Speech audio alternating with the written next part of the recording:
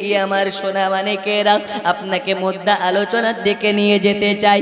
দয়াল নবী সাল্লাল্লাহু তাআলা আলাইহি ওয়াসাল্লামের শান মান আপনাকে একটু বলতে চাই।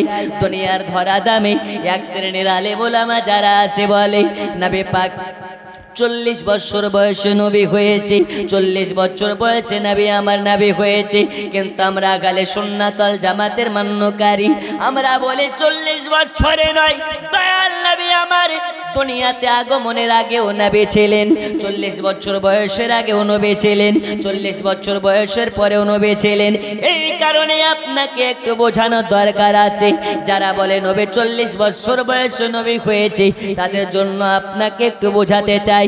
হযরতে হালিমাতুস সাদিয়ার ঘটনা আপনারা জানেন। আম্মা জান আমিনার কাছ থেকে হযরতে হালিমাতুস সাদিয়া যখন আপনা নিয়ে গিয়েছিলেন তায়েফ নগরে, হযরতে হালিমাতুস সাদিয়া বলতেছেন, আমি যখন রাসূল পাককে এনেছিলাম আনার পূর্বের ঘটনা, আমি হালিমা আমার বাড়িতে সকালবেলা খাবার হলে সন্ধ্যাবেলা হয় না, সন্ধ্যাবেলা খাবার হলে সকালবেলা হয় না।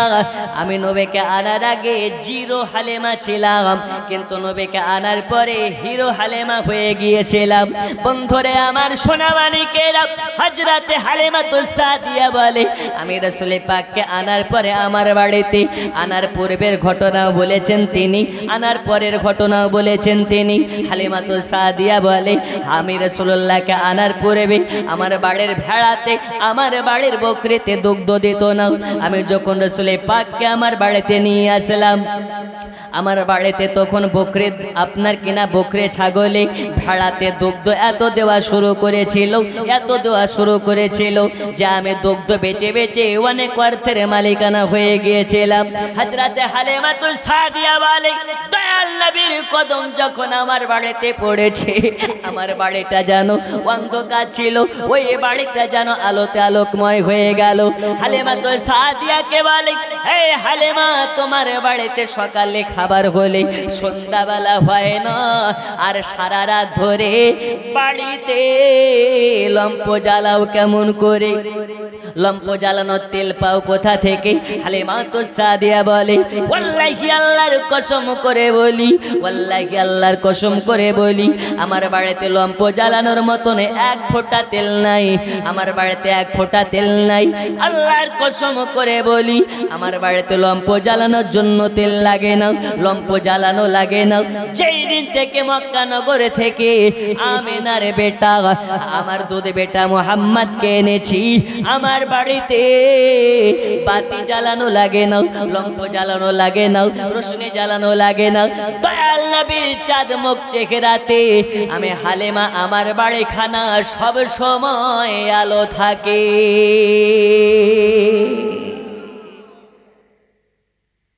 হালিমা বলছেন, নবীর আগমনে নবীর নূরের রোশনিতে গোটা ঘর সব সময় আলোকময়।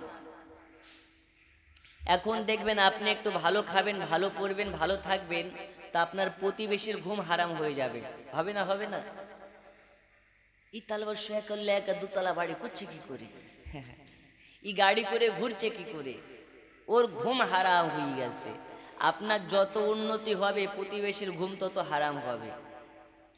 তখন হালিমার প্রতিবেশী যারা ছিল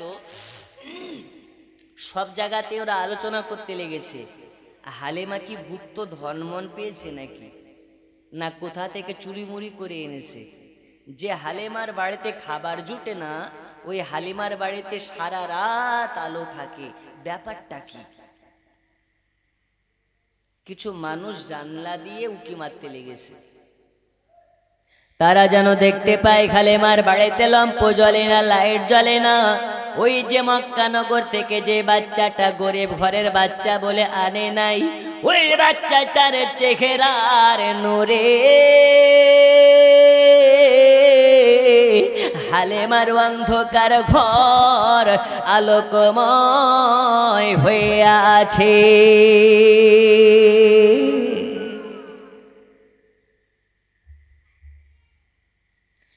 নূরে মুহাম্মদ রসুল আরবি নাই বেপরোয়া।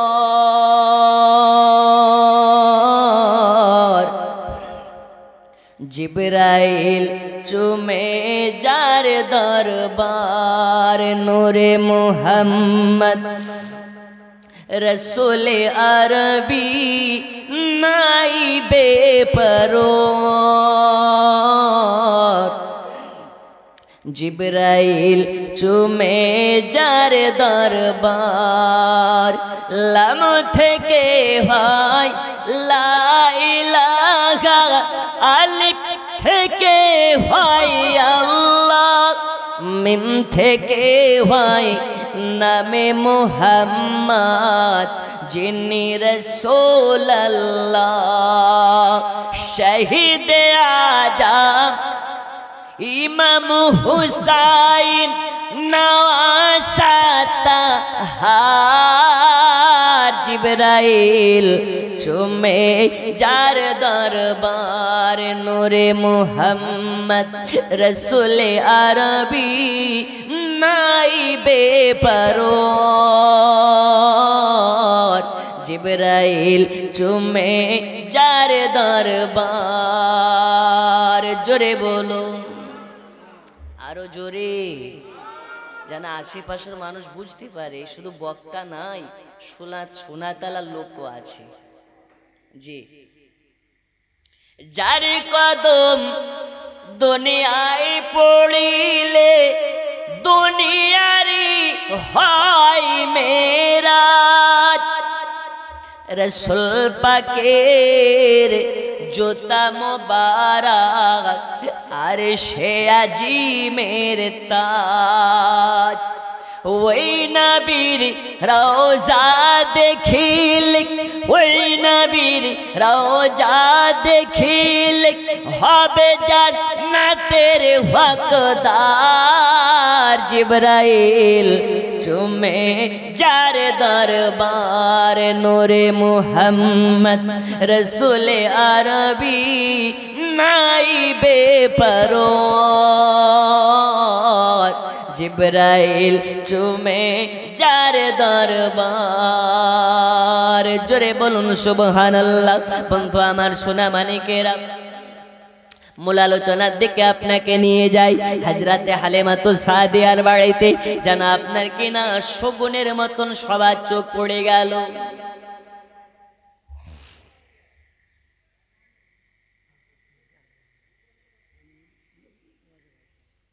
হালিমাতুস সাদিয়া বলেন, আমি যেন সবার মধ্যে শগুনের চোখের মতন পড়ে গেলাম। আমার দিকে সবাই ফলো করতে লেগেছে, আমি কেমন করে চলি, আমার বাড়িতে কেমন করে আয় উন্নত হতেছে, এটা দেখার জন্য মানুষের চোখ কপালে উঠে গেছে। হালিমাতুস সাদিয়া দয়াল নবীকে যখন বাড়িতে নিয়ে এসেছিলেন, নবী পাকের চাচা যান দেখা করার জন্য হালিমার বাড়িতে এসেছেন। আসার পরে বলে, হালিমা ও বেবি হালিমা, বলো বলো, তুমি তো দাই, তুমি তো হালিমা, তুমি তো অনেক সময় ব্যস্ত থাকো সংসারের কাজকর্ম করার সময়, যখন আমার ভাতিজা মুহাম্মদকে তুমি কি করো? আমার ভাতিজা মুহাম্মাদের দোলনাতে দোলা দেয় কে?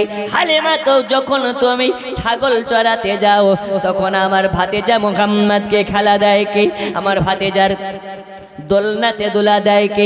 হালিমাতুস সাদিয়া বলে, ওয়াল্লাহি আল্লাহর কসম করে বলি, ওয়াল্লাহি আল্লাহর কসম করে বলি, ওগো নবী পাকের চাচা যান, কান খুলে শুনে নিন, আপনার ভাতিজাকে আমি দোলা দিই না, আপনার ভাতিজাকে দোলনা দেওয়ার প্রয়োজন হয় না, আপনার ভাতিজাকে খেলনা দিয়ে খেলা দেওয়ার প্রয়োজন হয় না। নবী পাকের চাচা যান বলে, বুঝলাম না, কেন আমার ভাতিজার দোলনাতে দোলা দাও না, কেন আমার ভাতিজাকে খেলা দাও না? হালিমাতুস সাদিয়া বলে, ওগো নবী পাকের চাচা যান, আগে সারমর্মটা বোঝার চেষ্টা করেন, আগে সারমর্মটা জানার চেষ্টা করেন। আমি হালিমা আপনার ভাতিজা মুহাম্মদকে যেদিন থেকে এনেছি, শুধু আপনার ভাতিজা দোলনাতে দোলা নয়, আমার নিজের বেটার দোলনাতেও দোলা দেওয়া লাগে না। কেন লাগে না? কান খুলে শুনে নিন।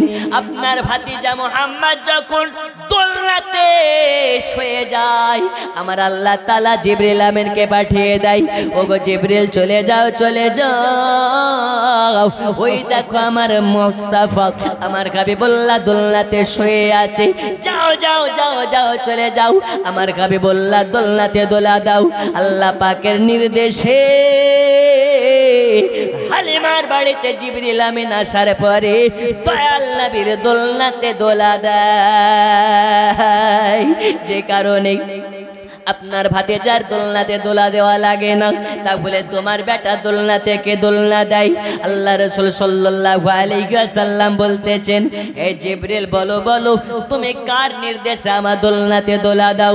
জিবরিল আমিন বলেন, ইয়া রাসূলুল্লাহ ইয়া হাবিবাল্লাহ নবীজি, আপনার দোলনাতে আমি আল্লাহ পাকের নির্দেশে দোলনাতে দোলা দিই। আমার নবী বলে, ওগো জিবরিল তুমি আল্লাহর নির্দেশে আমার দোলনাতে দোলা দেওয়ার জন্য এসেছো, আর আমি নবী তোমাকে নির্দেশ করি আজকে আমার ভাইয়ের দোলনাতে তুমি দোলনা দোলা দেবে, এটা আমার হুকুমে। হালিমাতু সাদিয়ার বেটা মানে নবী পাকের দুধ ভাই একটা দোলনাতে শুয়ে আছে, দয়াল নবী আমার হুকুম করেছে, আল্লাহর ফেরেশতাদের লিডার হযরত জিবরিল আমিন নবী পাকের হুকুমে নবী পাকের দুধ ভাইয়ে দোলনাতে দোলা দেওয়া শুরু করেছে। এ জায়গাতে বোঝা যায় যারা বলে নবী 40 বছর বয়স নবী হয়েছে তাদের জন্য বলি, নবী যদি 40 বছরের আগে নবী না হবে দয়াল নবীর দোলনাতে জিবরিল কেমনে দোলা দেবে? এ কারণে এক সেকেন্ডের জন্য নবীকে অস্বীকার করা যাবে না। 40 বছরের আগে যদি কেউ নবীকে নবী না মানে সে ব্যক্তি মুসলমান নয়, সে ব্যক্তি কাফির হয়ে মারা যাবে। এই কারণে বলি দয়াল নবীর সম্মান বুঝতে হলে মুহাব্বতের দরকার আছে। দয়াল নবীর মুহাব্বত বুঝতে গেলে আকীদা ঠিক করার প্রয়োজন আছে। দয়াল নবীকে মুহাব্বত করে নিতে পারলে আমার আল্লাহ তাআলা বলে দিয়েছেন, ওগো আমার রাসূলুল্লাহ এই আমার হাবিবুল্লাহ আপনি দুনিয়াবাসীকে জানিয়ে দিন আপনি যাতে রাজি আমি আল্লাহ তাকাতে রাজি। আমি আল্লাহ এটাও জানিয়ে দিই আল্লাহকে মানা মানে নবীকে মানা নয়, কিন্তু নবীকে মেনে নিলে আল্লাহকে মানা হয়ে যায়।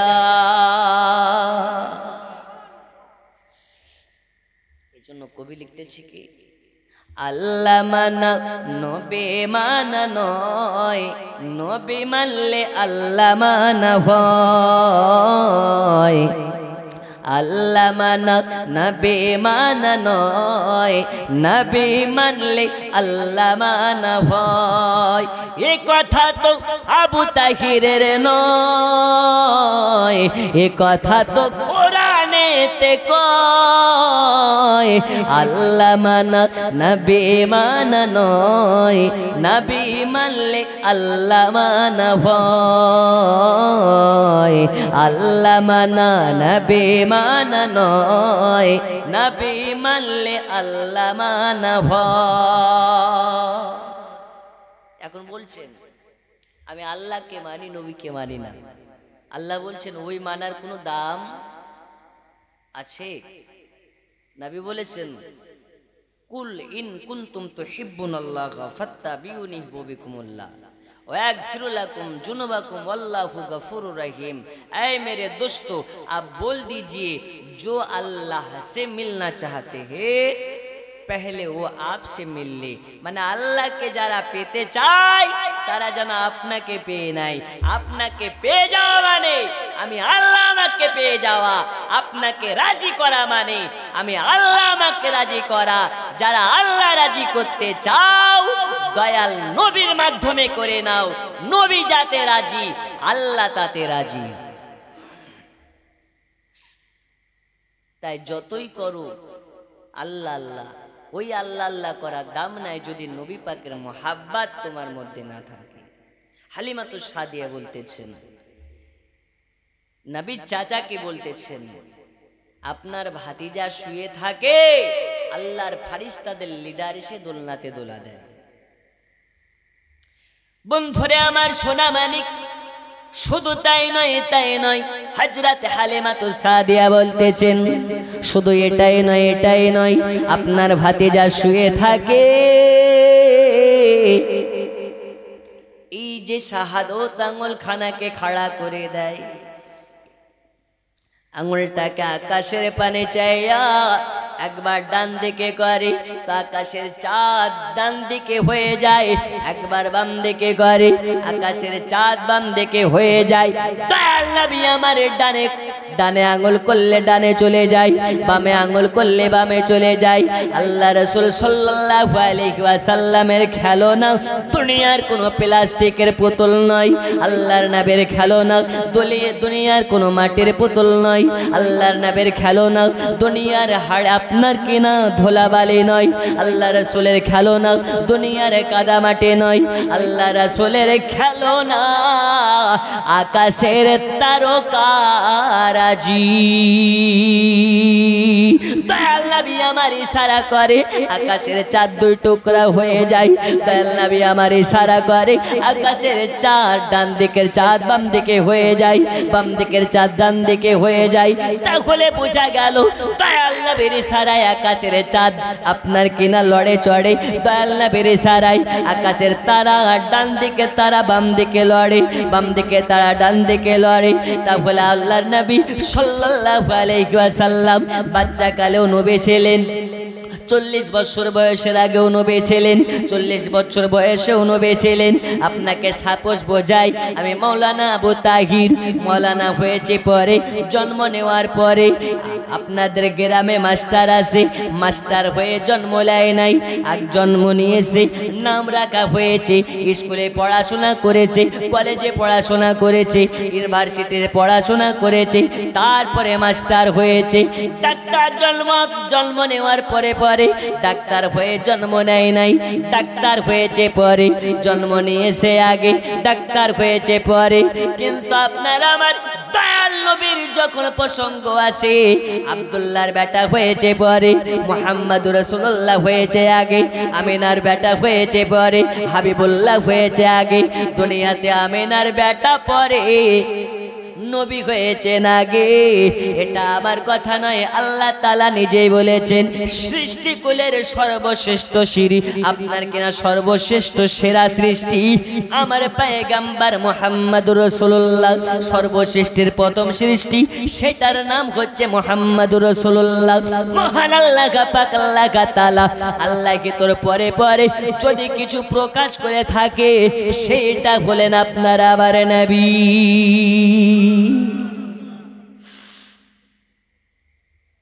ওই নবীকে মোহাব্বত করার প্রয়োজন আছে না নেই? আর একটু জোরে বলতে হবে, আছে না নেই? আচ্ছা দোয়া করে দেব। আপনাদের অবস্থা দেখে মনে হচ্ছে যে এরা যে কতদিন ঘুমায়নি আল্লাহ পাক জানে। জি একটু জিকির, আল্লাহ আল্লাহ আল্লাহ লা ইলাহা, আর জোরে আল্লাহ আল্লাহ। কি আছে মাইক वाला, তুমি মাইক চালাছো, আওয়াজ সেটিংস তো অনেক, আওয়াজই কোথা হালকা। আল্লাহ আল্লাহ আল্লাহ লা ইলাহা, হো আল্লাহ আল্লাহ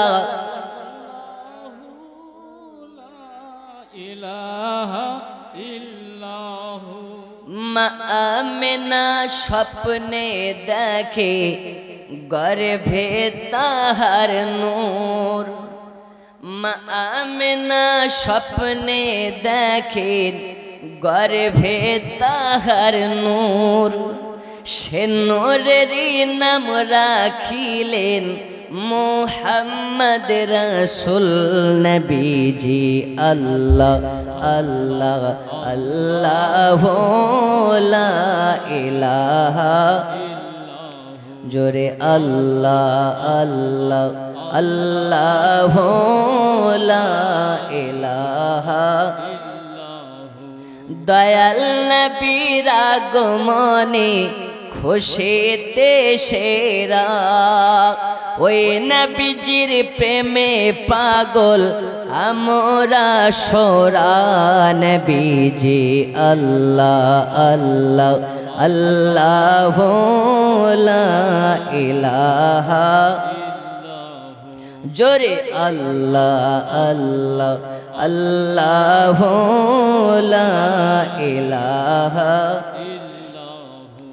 দয়াল নবীর ইশারায় দেখো চাঁদ দুটো টুকরো হয়ে যায়, ওই নবীজির আগমনে খুশি যে সবাই। নবীজি আল্লাহ আল্লাহ আল্লাহু লা ইলাহা, আরো জোরে আল্লাহ আল্লাহ আল্লাহু লা। ঝুমঝুমে দরুদ আল্লাহুম্মা সাল্লি আলা সাইয়্যিদিনা মাওলানা মুহাম্মদ ওয়া আলা আলি। কাটিয়ে দাও, বেশ ফুল কাটিয়ে দাও। মাওলানা মুহাম্মদ ওয়া আলা আলি সাইয়্যিদিনা। হালকা আওয়াজ ভাষা। বন্ধু আমার সোনা মানিকেরা, তাহলে বোঝা গেল আল্লাহ নবী সাল্লাল্লাহু তাআলা আলাইহি ওয়াসাল্লামের মর্যাদা মর্যাদা মর্যাদা। এই মর্যাদা দুনিয়ার কোনো মানুষের দেওয়া নয়, এই সম্মান দুনিয়ার কোনো মানুষের দেওয়া নয়। আল্লাহ তাবারাক ওয়া তাআলা বলেন, হাবিব ওয়া রাফা'না লাকা যিকরাক। মুস্তাফাকে মর্যাদা দিয়েছেন আল্লাহ, মুস্তাফার ইজ্জত দিয়েছেন আল্লাহ। এই নবী পাকের ইজ্জত নিয়ে যারা বেইজ্জতি করতে যাবে, আল্লাহ তাআলা তার দুনিয়াতে সম্মানের 12টা বাজিয়ে দেবে। আর এই নবীকে যারা ভালোবাসবে, এই নবীকে যারা সিনায় লাগিয়ে নেবে, আল্লাহ তাআলা তার সম্মানকে বুলন্দ করে দেবে। একটা সাপোস আপনাকে বোঝাই, আজমের শরীফে হযরতে খাজা মুঈনুদ্দিন চিশতি আছেন, পাথর চাপড়ির সরজমিনে হযরতে দাতা মাহবুব শাহ আছেন, বেরেলির সরজমিনে হযরতে আলা হযরত আজিমুল বরকত মুজাদ্দিদুদ্দিন মিল্লাত আছে। আচ্ছা বলুন তো, খাজা মুঈনুদ্দিন চিশতি কি আপনাদের গ্রামে এসেছেন? আসে নাই। কিন্তু সোনা তালার হাজার হাজার মানুষ খাজার দরবারে যায়। কেন কেন কেন? এই কারণে যায়, খাজা মুঈনুদ্দিন চিশতি দয়াল নবীর পাগল পাড়া ছিলেন, দয়াল নবীর আশিকান ছিলেন। এই কারণে নবী পাকের মোহাব্বতকারীর জন্য আমরা সবাই খাজা মুঈনুদ্দিনকে মোহাব্বত করি। আমরা এটা জানি, নবীকে যদি একটা কুত্তাতে মোহাব্বত করে, আমরা আশিকে নবী, আমরা ওই কুত্তাটাকেও মোহাব্বত করি। করি না করি না করি। আমাদেরকে একজন আমাদের উস্তাদ ছিলেন, তিনি বলতেন, মেহমানকে মোহাব্বত করার আগে, মেহমানকে সম্মান করার আগে, মেহমানের জুতাকে সম্মান আগে করো। কাকে সম্মান আগে করো? জুতা আগে। দেখবেন মেহমান যদি আপনার বাড়ি আসে, তো মেহমান জুতা পরে আপনার ঘরের ভিতরে ঢুকতে আপত্তিবোধ মনে করে, করে না?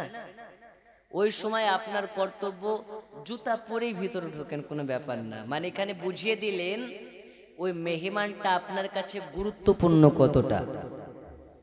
আপনি যখন তার জুতাকে আগে আপনি সম্মান করবেন, আল্লাহ রাসূল বলেছেন মেহমানকে মোহাব্বত করা হচ্ছে আমার সুন্নাত। রাসূলুল্লাহর বাড়িতে এক ইহুদি এসেছে মেহমান সেজে, সারা রাত খাবার রাসূলুল্লাহর কাছে যখন এসেছেন, নবী ভালো মন্দ খাবার দিচ্ছেন, বেটা লোভ সামলাতে পারছেন না, যা দিচ্ছেন তাই খাচ্ছেন। খেতে খেতে এত খেয়েছে যে গলা পর্যন্ত চুরুষ হয়ে গেছে। ওই বেটা রাতের বেলায় বিছানাতে কিন্তু বুঝতে পারছেন বিছানা খারাপ করে দিয়েছে। সকালবেলা রাসূল করিম সাল্লাল্লাহু আলাইহি সাল্লামের জুলফিকার তলোয়ারটাকে চুরি করে আপনার পালিয়ে গেছে। এখনো ভাবছে এখন যদি না পালায় তাহলে নবীর একজন সাহাবী আছে, ওর নাম হচ্ছে হযরত উমর। কি নাম বললাম? এই উমর এত রাগান্বিত সাহাবী, যে উমার আকাশের সূর্যের দিকে তাকায় তো আকাশের সূর্যের যেন ভোল্টেজ কমে যায়। আমরা তাকালে কমবে? ওই চারানার নেতা হয়েছে, ওই এসি গাড়ি ছাড়া ঘোরে না। কিন্তু উমার বলতে, উমার এমন একজন উমার, রাস্তা দিয়ে হেঁটে যাচ্ছে, একজন মদখোর বগলের ভিতরে মদের বোতল নিয়ে যাচ্ছে। ও দেখে নিয়েছে উমারকে, মনে মনে তওবা করে নিয়েছে, আল্লাহ আজকে উমার যদি আমাকে মদন্বিত অবস্থায় দেখে, নেশাকৃত অবস্থায় দেখে, তাহলে হয়তো আমাকে মেরে ফেলবে। আল্লাহ আজকে আমাকে যদি উমারের হাত থেকে বাঁচিয়ে দেন, তওবা করলাম, মদ খাওয়া ছেড়ে দেব। জোরে বলবেন না? আমার আল্লাহ সঙ্গে সঙ্গে মদের বোতলে দুধে ভরপুর করে দিয়েছে। উমারকে দেখে ওই ব্যক্তি যেন থরথর করে কাঁপতেছে। উমার বলছে, কি ব্যাপার, দুধ নিয়ে কোথায় যাও? তখন বগলের দিকে তাকায়, মদের বোতল দুধ হয়ে গেছে। উমার কোন উমার? যে উমার একবার ইশারা করে তো ডুবে যাওয়া সূর্যকেও চাইলে ফিরিয়ে আনতে পারে। সেই উমার নবী নয়, নবীর একজন সাহাবী। তার যদি এই পাওয়ার হয় তো নবীর পাওয়ার কোথায়? তো বলতেছিলাম, ও ব্যক্তি বলছে নবীর একজন সাহাবী আছে, নাম তার উমার, যদি জানতে পারে তো আমাকে কুচু কাটা করে কাটবে। ও কি করেছে, সকালবেলায় এক দৌড় মেরে পালিয়ে গেছে। নবী আমার চাইলেন, বাড়ি যখন আসলেন, রুমের দিকে যাচ্ছেন তো দেখছেন ঘরে পাখানা করে দিয়েছে, ঘরের বিছানার অবস্থা খারাপ। তো নবী চাইলে কি করতেন, বিছানাটাকে ফেলে দিতে পারতেন। আমাদের বাড়িতে যদি মেহমান আসে আর মেহমান যদি খাটে পাখানা করে দেয়, ওই খাট সহ বোধহয় আমরা চেঞ্জ করে ফেলবো, ঠিক কিনা? ও কি কাচবে, কাচার তো লোক নেই। তো নবী আমার কি করলেন, যদি চাইতেন বিছানার চাদরগুলোকে চেঞ্জ করে ফেলতে পারতেন, কিন্তু করেননি। রাসূলুল্লাহ যদি চাইতেন হযরত আবু বকর সিদ্দিককে দিয়ে কাচতে পারতেন, হযরত উমরকে দিয়ে কাচাতে পারতেন, হযরত আলী মুর্তজাকে দিয়ে কাচাতে পারতেন, কিন্তু দয়াল নবী আমার আবু বকরকে দিয়ে না, আবু বকরকে না, আবু বকরের মাধ্যমে কাচালেন না, আলীর মাধ্যমে কাচালেন না। দয়াল নবী আমার নিজ হাত দ্বারাতে নোংরা বিছানাকে নিজ হাতে ক্লিয়ার করেছেন। কত আদর্শবান নবী আমার। ওই আদর্শবানের শ্রেষ্ঠ নবী দুনিয়াতে আজকে আগমন করেছেন। তো নবী আমার বললেন কি, মেহমান যদি বাড়িতে আসে কিছুটা রাস্তা আগিয়ে যাও তাকে রিসিভ করার জন্য, আবার যখন যাবে কিছুটা রাস্তা তাকে রেখে আসো, এটা আমার সুন্নাত। মেহমান তোমার হুকুমে আসে না, মেহমান আল্লাহর হুকুমে আসে। হযরত মুসা কালিমুল্লাহ যখন চায় আল্লাহর সাথে ফোনে কথা বলে, জোরে বলুন সুবহানাল্লাহ। হযরত মুসা আল্লাহর কাছে জিজ্ঞেস করলেন, আল্লাহ আপনি যখন আপনার বান্দাদেরকে ভালোবাসেন তখন ভালোবেসে কি দেন? আল্লাহ বলছে, মুসা শোনো, আমি যখন আমার বান্দাদেরকে ভালোবাসি আমি আল্লাহ তখন বৃষ্টি দান করি। বলে যখন আরো বেশি খুশি হন তখন কি দেন? বলছে ওদের বাড়িতে আমি মেহমান পাঠিয়ে দিই। যখন আরো বেশি খুশি হন তখন আপনি কি দেন? আল্লাহ পাক বলছেন তাদের বাড়িতে আমি কন্যা সন্তান দিয়ে দিই। কি সন্তান দেয়? আল্লাহ বলছে যাকে আমি দয়া করি তাকে বেটা দিই, যাকে খুশি করি তাকে বেটা দিই, আর আমি আল্লাহ যার প্রতি খুশি হই তাকে বিটি দিই। জোরে বলবেন না? কিন্তু আমাদের বাড়িতে যদি প্রথম বেলায় বিটি হয়ে যায় তো যাক, প্রথম বেলা যা হয়েছে হয়েছে, দ্বিতীয় রাউন্ডে হবে কি হবে? বেটা হবে। যদি দ্বিতীয়বারেও বিটি হয়ে যায় তো মিষ্টি খাওয়া তো দূরের কথা, কানে আজানটা পর্যন্ত দেয় না। সবাই কি বলছি না, কিছু লোক আছে, আছে না নেই? আছে। রাসূল কারীম সাল্লাল্লাহু আলাইহি ওয়াসাল্লাম বলেছেন, বিটি আল্লাহ যার প্রতি খুশি হয় তাকে বিটি দেয়, কিন্তু ওই বিটির কোনো দাম নাই যে বিটিকে আপনি পর্দা এবং হিজাবের সহিত রাখতে পারেন না, পর্দার বিষয়ে তাদেরকে জ্ঞান দিতে পারেন না।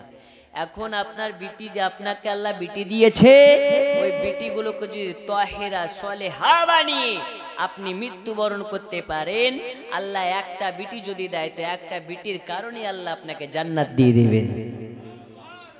কিন্তু আমাদের ঘরের মা খালাদের তো পর্দা নয় গই, যেন গোপাল জর্দা হয়ে গেছে। এই পর্দায় অ্যাডভার্টাইজ হয়ে গেছে। এখন পর্দার নামে ফ্যাশন চলে। কি চলে? ফ্যাশন। দেখবেন অনেকে বোরকা পরে স্টাইল করার জন্য, ফ্যাশন করার জন্য। এখন আবার নতুন একটা ফ্যাশন বেরিয়েছে, আর হিজাবের উপরে লেখা থাকছে মাশাআল্লাহ, ভিতরে যে কোন আলকাতরা আল্লাহ জানে। হ্যাঁ, লেখা থাকছে না? থাকছে না? এ মাশাআল্লাহ লেখা হিজাব পরে ভারতে ঘোরাঘুরি করা, এটা একটা শোভনীয় জিনিস নয়। আপনাকে সাপোজ বোঝায়, একটা স্কুল, এই স্কুল হচ্ছে আমাদের ইন্ডিয়াটা সেকুলার দেশ নামে আখ্যায়িত করা হয়। একটা স্কুলে হিন্দু মেয়েরাও পড়াশোনা করে, মুসলিম মেয়েরাও পড়াশোনা করে। এখন একটা মুসলিম মেয়ে যদি স্কুলে মাশাআল্লাহ লেখা হিজাব পরে স্কুলে আসে, আগামীকাল ওর দেখা দেখি হিন্দু ঘরের একটা মেয়ে যদি জয় শ্রীরাম লেখা কোনো পট্টি মাথায় বেঁধে আসে, স্কুলে একটা দ্বন্দ্ব লাগবে না? লাগবে না? একটু জোরে বলুন, লাগবে না? লাগবে না? এতে ভারতের সংখ্যালঘুদের প্রতি একটা নির্যাতনের একটা প্রভাব পড়তে পারে। তাই মাশাআল্লাহ, আলহামদুলিল্লাহ, সুবহানাল্লাহ, মারহাবা লেখা ফ্যাশন করতে গিয়ে দ্বন্দ্ব লাগানোর চেষ্টা মোটেও করিয়েন না, এতে দ্বন্দ্ব লাগতে পারে। তাই বলি, ওটা তো দ্বন্দ্ব লাগতে পারে। যদি শরিয়াতের বিধান দেখতে যান, রাসূল কারীম বলেছেন এমন হিজাব পরো, এমন বোরকা পরো, যে বোরকা দেখেও যেন তোমাদের প্রতি আকর্ষণ না হয়। কিন্তু এখন এমন আকর্ষণীয় বোরকা পরে ঘুরে, যে আকর্ষণটা এমন আকর্ষণ হয়ে গেছে, এই ভিতরে না জানি কি মাল ভরা আছে। ঠিক কিনা? তাই আকর্ষণীয় বোরকা পরা যাবে না। শরিয়াতের বিধান অনুযায়ী বাইরে যখন বের হবে, এমন পোশাক পরিধান করো যাতে তোমার দিকে একবার তাকিয়ে দ্বিতীয়বার তাকার যেন আর ইচ্ছে না করে। আর ও বাইরে যখন ঘুরে তখন আপনার আতর গোলাপ লাগিয়ে ঘুরে, বাড়িতে যখন ঘুরে ওর গায়ের ঘামে টিকা যায় না গন্ধতে।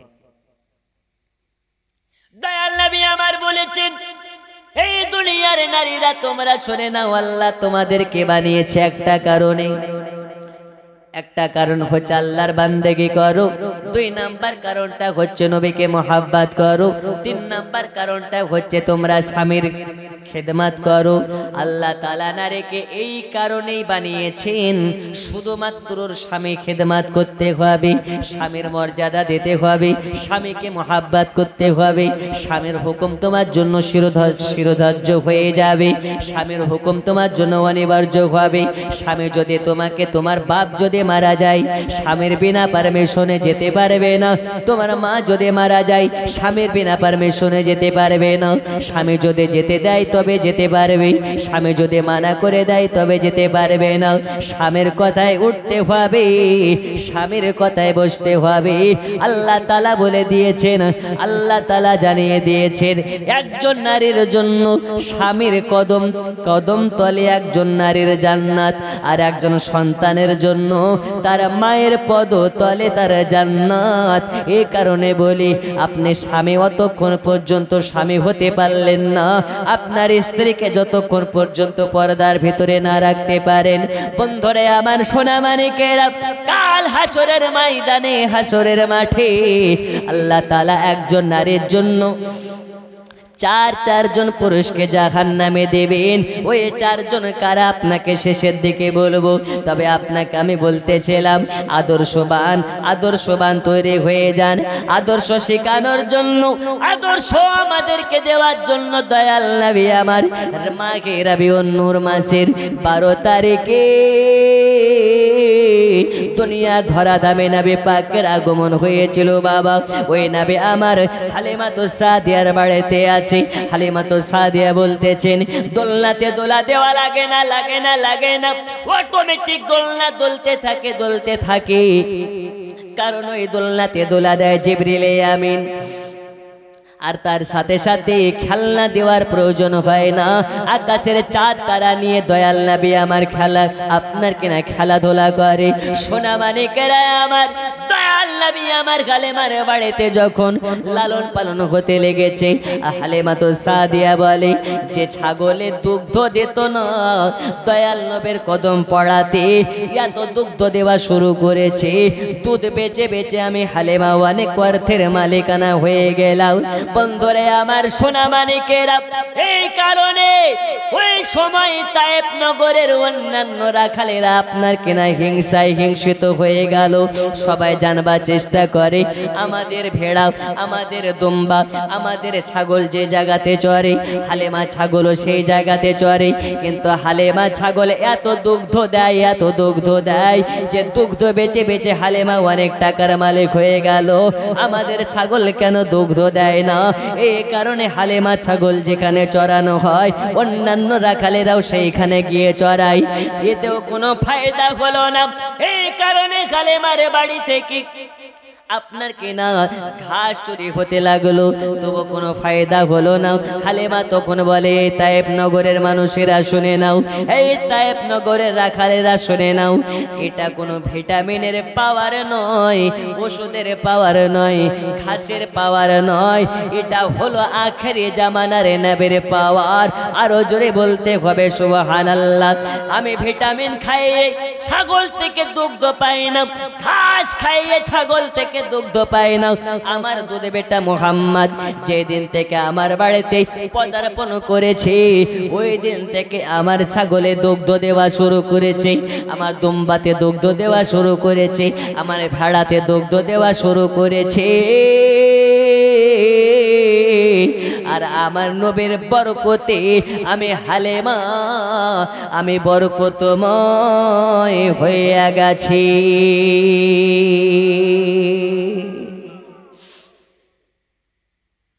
ওই নবীকে দেখার ইচ্ছে আছে না নেই? ইচ্ছে আছে না নেই? যারা দেখেছেন নবী পাককে রওজা গেছে, ওর মন চায় আবার রওজাতে যায়। আজ যে দুইবার গিয়েছে সে বলতে ছাবার তৃতীয়বার যায়, কারণ নবীর বিরহ সবাই সইতে পারে না। এর জন্য কবি লিখতেছে, একটু আপনারা আমার সাথে পড়বেন। বিরহে দিল পুড়ে ছরখার যে আমারে রাসূলুল্লাহ, বিরহে দিল পুড়ে ছরখার যে আমারে রাসূলুল্লাহ, আমার কেউ নেই তুমি ছাড়া সহারা ইয়া রাসূলুল্লাহ। জোরে বলুন। যখন ইয়া রাসূলুল্লাহ কথাটা আসবে আপনার সাথে বলা যাবে না, যত আপনারা খুব কম, শ্রোতা কম থাকলে ওয়াজের মজা আসে না, বলার ইচ্ছে চাহিদা কিছুই জাগে না। একটু আমার সঙ্গে জোরে জোরে পড়তে হবে। বিরহে দিল পুড়ে ছরখার যে আমারে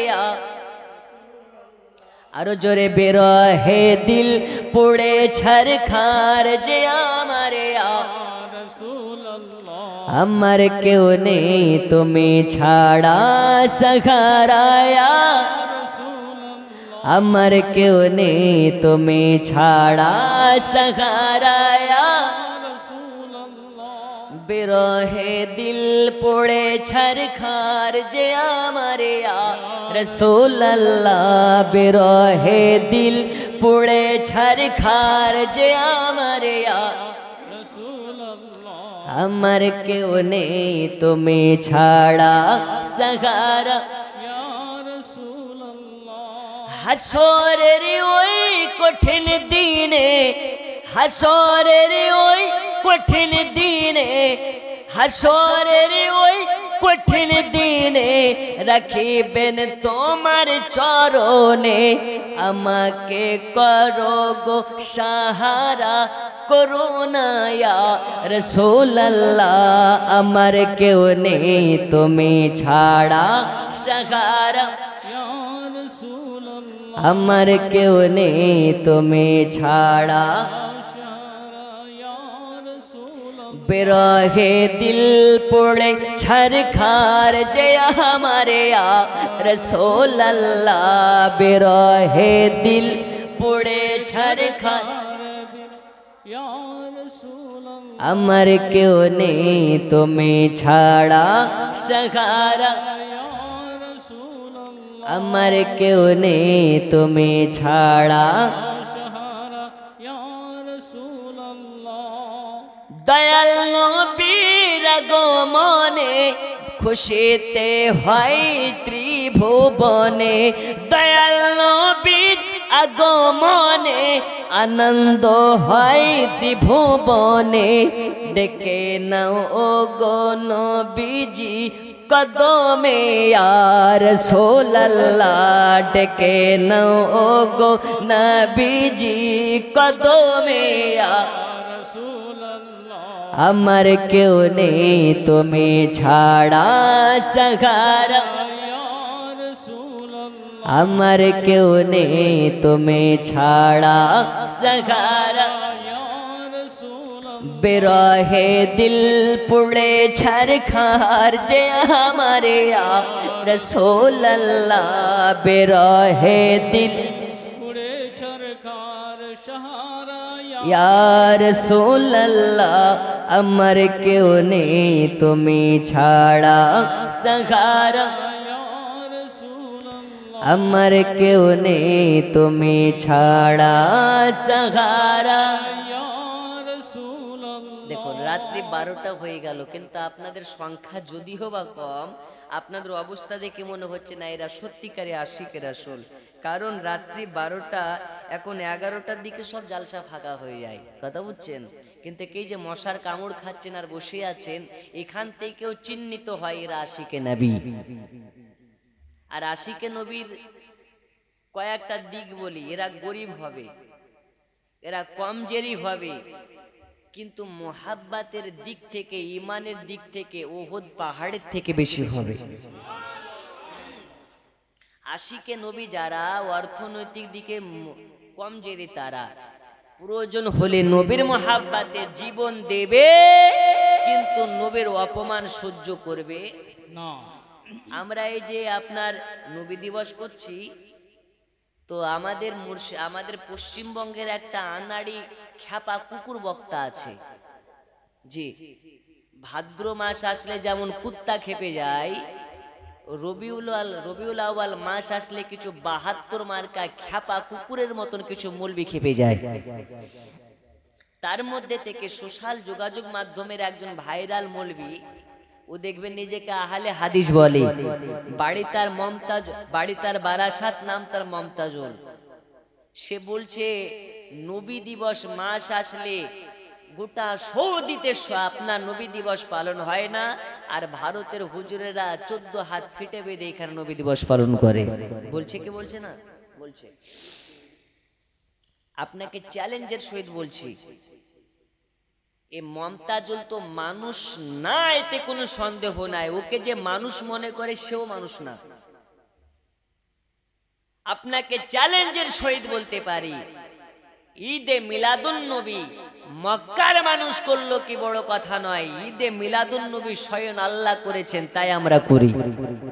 একটু জোরে বলবেন না? নবীর মিলাদের খুশি স্বয়ং আল্লাহ তার ফারিস্তাদেরকে নিয়ে করেছেন, তাই আমরা করি। মক্কার মানুষ করলো কি করলো না, ওটা বড় দলিল নয়, ওটা বড় কথা নয়। আমরা সুন্নিরা মক্কাকে ফলো করি না, আমরা কোরআন হাদিসকে ফলো করি। আর কোরআন হাদিস মোতাবেক ঈদে মিলাদুন নবী করা জায়েজ, জলসে মুহাম্মাদি করা সোনাতালা মানুষের সুন্নাত নয়, মদিনার মানুষের সুন্নাত। জোরে বলো।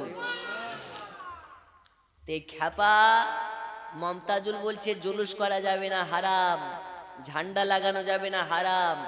কিন্তু স্বাধীনতা দিবসে আর একটা ছবি দেখলাম, মাথায় ভারতের পতাকা বেঁধেছে, গলায় ভারতের পতাকা ঝুলিয়েছে, দিয়ে জুলুস করছে। ওটার বেলায় যদি জায়েজ হয়, নবী দিবসের বেলায় হারাম হতে পারে? একটু জোরে বলুন, হারাম হতে পারে? এর মতন বাটফার, এর মতন চিটার, এর মতন হারামখোর পশ্চিমবঙ্গের আর দ্বিতীয় কোনো আহলে হাদিস মৌলবি আছে বলে আমার মনে হয় না। এই হচ্ছে একটা পাঁচাটা মৌলবি। দেখবেন গোটা রমজান মাস মুম্বাইয়ে ফেতরার টাকা তুলে বেড়ায়, আর এই যে নবী দিবস মাসে আমরা সুন্নিরা জালসা করে বেড়াচ্ছি। এখন ওর জালসা নাই, কাশ্মীরে আপেল চুরি করতে গিয়েছে। কি চুরি করতে গিয়েছে? আপেল চুরি করতে গিয়েছে। জি, তো দেখছি ওই বান্দর মার্কা মৌলবি ঘোড়ার উপরে বসে আছে। তো আমি আবার একটা ছবিটাকে নিয়ে কি লিখবো বুঝতে পারছি না। ঘোড়ার উপরে যখন ছবিটা দেখলাম একটা লিখনি দিয়ে দিলাম, ঘোড়ার উপরে গাধার সফর। ঘোড়ার উপরে গাধার সফর। ঘোড়াটাও বলছে মানুষ বসলে কোনো অসুবিধা নাই, শালা আচ্ছা গাধা আমার পিঠে বসেছে।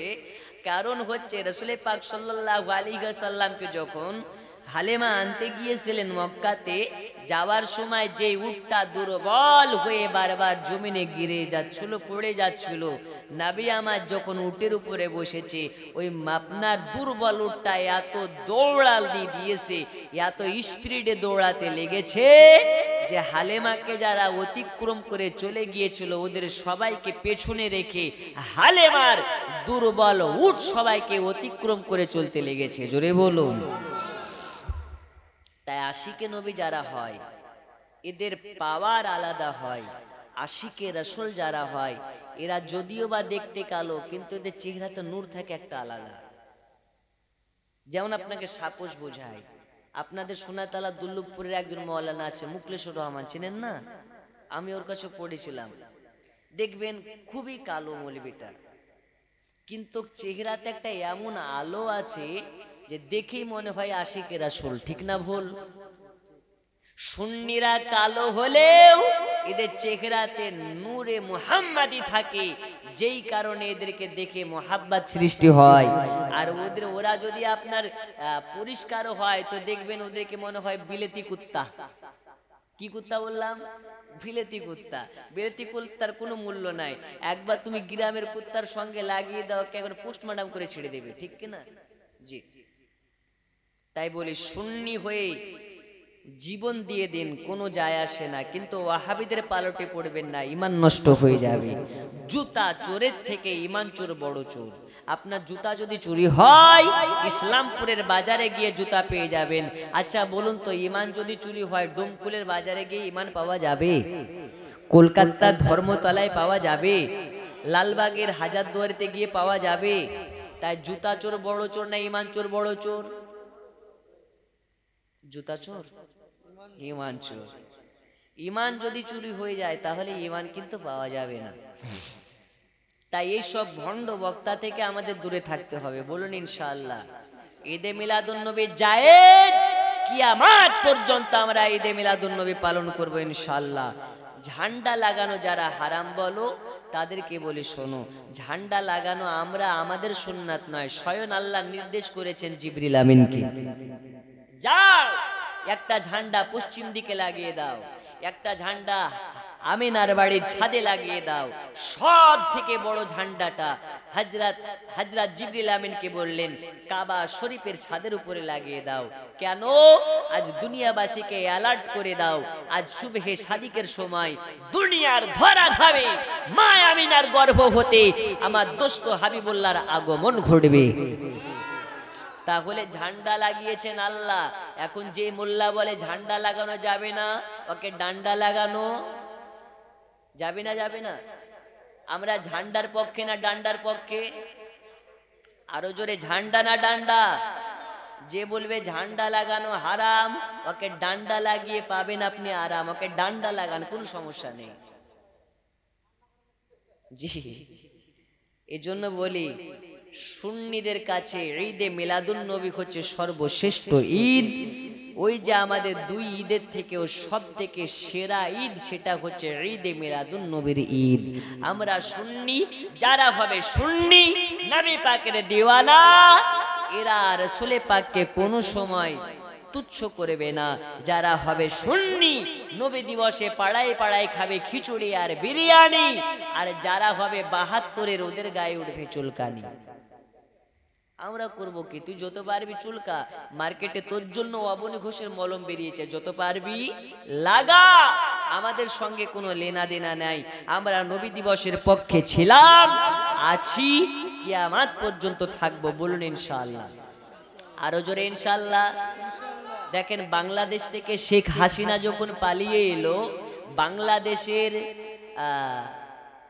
পা ভাঙা কিছু, যেমন দেখবেন আপনার এলাকাতে কুত্তা আছে তো, কুত্তা দেখবেন ওই কুত্তার যদি একটা পা ভাঙা থাকে তো একটা ওই পাড়ার কুকুরকে দেখলে কিন্তু পা ভাঙার মাজা ভাঙা নিয়ে কিন্তু অন্য পাড়ার কুকুরকে দেখলে ঘাউ ঘাউ করে, করে না করে না? তো কিছু 506 নম্বর জেলে থাকা আসামি মৌলবি, বলৎকার করা মৌলবি, যারা এতদিন পর্যন্ত চুপ মেরেছিল, শেখ হাসিনা পালিয়ে আসার পরে ওরা যেন সিংহ হয়ে গেছে। নবী দিবসের জন্য চট্টগ্রাম সহ বাংলাদেশের বিভিন্ন জায়গাতে বড় বড় জশ্নে ঈদে মিলাদুন্নবীর পোস্টার দিয়ে গেট করেছে। আর জঙ্গিবাদ মুসলিম নামের কলঙ্ক যারা, বাংলাদেশের কিছু জঙ্গিবাদ, তারা ওই গেটগুলোকে ভেঙে ভেঙে ফেলে দিচ্ছে। আচ্ছা, গেট ভেঙে কি জুলুস বন্ধ করা যায়? হ্যাঁ, জোরে বলুন, যায়? আমাদেরকে প্রকাশ্য রাস্তাতে নামতে না দিলেও প্রয়োজন হলে জীবনের বিনিময়ে আমরা জুলুসে মুহাম্মাদি পালন করব। আমি আর খুব মনের আপনাকে ইচ্ছের কথা বলে দিচ্ছি, বাংলাদেশে শেখ হাসিনার মতন সরকার দরকার, না হলে বাংলাদেশটাকে তছনছ করে ফেলবে। এখনই শুরু হয়ে গেছে, ঈদে মিলাদুন্নবী করা যাবে না, এই মাজার রাখা যাবে না। শেখ হাসিনা পালিয়ে আসার পরে দেখলেন অনেক কটা মাজার ভেঙে ফেলেছে। আমি বলি মাজার ভেঙে লাভ নাই, ইট পাথরের মাজার ভেঙে কি হবে? যেই দিন তোমরা মাজারওয়ালাকে ভাঙতে পারবে সেই দিন ভাববো তোমাদের দম আছে। আমাদের বর্ধমানের একটা ভুড়ি উঠা মৌলবি আছে, গোপাল ভাড়, ডাবজোর নামে খ্যাতি অর্জন করেছে, নাম হচ্ছে তার ভণ্ড ইয়াসিন। এই ইয়াসিন বলতেছে আমার বাপ অনেক মাজার ভেঙেছে, আমি মাজার ভাঙার জন্য নেমেছি। আমি বলছি মাজার ভাঙতেছে তোমাদের বড় বাপদের চাড্ডি খুলে গেছে, আর তোমার মতন তো ভড়ি মুটাই আসেন। কিয়ামতের সকাল পর্যন্ত যদি একটা মাজার ভেঙে দেখাতে পারো তবে বলবো তুমি হালাল বাপের হালাল সন্তান। বন্ধু আমার, সোনা মানিকেরা, বাংলাদেশে অনেক মাজার ভাঙা হয়েছে। ঈদে মিলাদুন্নবী টার্গেট করে বাংলাদেশের বিভিন্ন জায়গার গেটগুলোকে ভেঙে ফেলা হচ্ছে। আমি তীব্র নিন্দা জানাচ্ছি যারা আহলে সুন্নাত ওয়াল জামাতের মানুষকে যারা নির্যাতন করছে, আহলে সুন্নাত ওয়াল জামাতের মানুষকে যারা আপনার টর্চার করছে, তাদেরকে জানিয়ে দিতে চাই আহলে সুন্নাত ওয়াল জামাতের বীর সৈনিকদেরকে ঘুমান্ত অবস্থা থেকে জাগ্রত করার চেষ্টা করবে না। এদের অর্থনৈতিক দিক থেকে এরা দুর্বল হলেও এরা যদি একবার প্রেমের জগৎ থেকে জেগে উঠে, ওয়াল্লাহি আল্লাহর কসম, নবী পাকের মুহাব্বতে এরা জীবন দিয়ে দেবে, কিন্তু পৃথিবীতে দুশমনে রাসূলকে রাখবে না। প্রয়োজন হলে একজন ওয়াহাবীর দেহ থেকে সার আলাদা করে দেবে। বলুন ইনশাআল্লাহ, আরো জোরে ইনশাআল্লাহ। আমরা যেন কিয়ামতের সকাল পর্যন্ত আহলে সুন্নাতের উপরে অটুট থাকতে পারি, মৃত্যুর আগা পর্যন্ত আমরা যেন সুন্নি হয়ে মরতে পারি। বলুন ইনশাআল্লাহ। আগে যাব না, রাত্রি 12টা 16 দিকে হয়ে গেল। এই যে জালসা করছেন, ঈদে মিলাদুন্নবী করছেন, কার মুহাব্বতে? নবী পাকের মুহাব্বতে। আচ্ছা, এখন যদি বলি নবীর মুহাব্বতে আমরা জীবন দিতে রাজি আছি না নাই? আমরা সবাই হাত তুলে দেখিয়ে দেবো আছি না নাই? আছি। এখন আমি আপনাদের কাছে শেষ একটা রিকোয়েস্ট করব, তারপরে দোয়া করব, আর একটা দোয়া আপনাদেরকে শিখিয়ে দিয়ে যাব। আমাদের এখানে কেউ সুগারের রোগী আছেন? হুজুর নিচেই বলছে আমি সুগারের রোগী। ওই দেখেন 2 নম্বর সুগারের রোগী। আপনাকে আমি বলে যাই, যার সুগার আছে সুগার ভালো হবে, যার সুগার হয়নি কিয়ামত পর্যন্ত হবে না, এমন একটা দোয়া বলে যাও। অবাস্তব কথা নয়, বাস্তব কথা। আপনাকে যেটা আমি আমল দিয়ে যাব, আপনি আমল যদি পালন করতে পারেন, আর সুগার যদি ভালো না হয়, এলাকায় যদি কোনোদিন আসি তো স্টেজের বদলে আপনি খাম্বাতে বেঁধে রাখবেন, আমার আফসোস থাকবে না। তার আগে মাত্র রাসূল পাকের মুহাব্বতে 5 জনকে পাঞ্জাতনের নামে 786 করে টাকা নিতে চায়। আছেন? তারপরে দোয়া করে দেব ইনশাআল্লাহ। আছেন? আলমগীর যে দিয়ে দিয়েছে নাম বলতে হবে না, টাইম নষ্ট করিয়েন না, এখনো দোয়া করব। আছেন? 786 করে 5 জন ব্যক্তি। আমার অবস্থা খুব খারাপ, এক জায়গায় ওখানে মাইক ভালো না থাকার কারণে গলা একদম ঝাঁঝরা হয়ে গেছে। এখানে আপনাদের বকছি, আবার আমি যাব উম্মরপুরে যাব। আছেন? কেউ একজন হাত তুলে বলতে পারেন হুজুর আমি 786 টাকা দেব? নেই? এখন নেই, কালকে দিবেন, 1 সপ্তাহ পর দিবেন? নেই? 786 92 লাগাও রে মোবাইল নাম্বার ধরবে রে মা দেনার সেন্টার নেটওয়ার্ক বিজি হয় না কভু এমনই একটা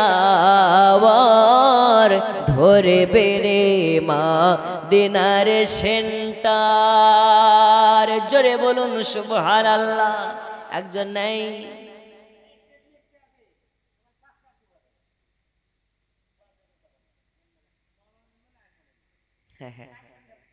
আচ্ছা ইনশাল্লাহ দেন, 786 টাকা দেন। হ্যাঁ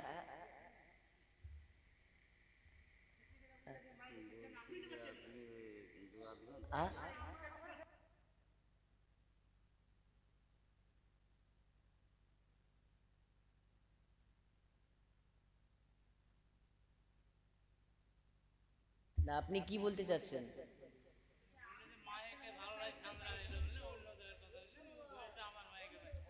কেন আপনার বলাতে আপনার গায়ে ব্যথা লেগে গেছে নাকি?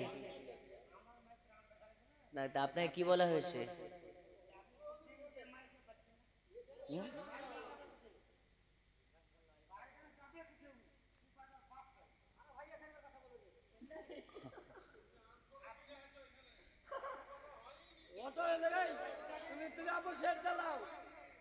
আপনি মাসে একদিনই মাইক নিয়ে বোধ একটা ভাড়া পান কি তার সন্দেহ, আর আমি প্রত্যেকদিন মাইকের উপরে থাকি, আপনার থেকে মাইকের অভিজ্ঞতা ভালো আছে, আপনি ওই মেশিনে না থাকলে এখানকার ভালো জানি।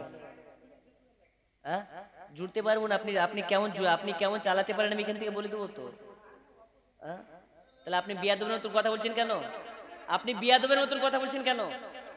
আপনি বিয়াদবের মতন কথা বলছেন কেন?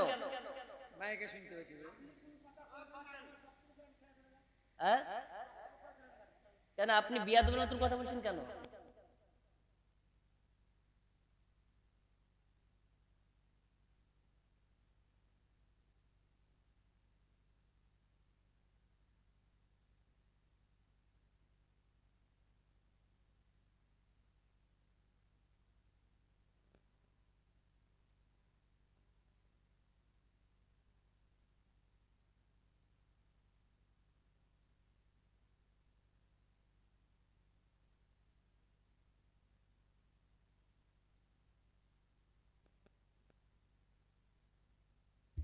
दर शरीफ अल्लाहुम्मा सल्ले अला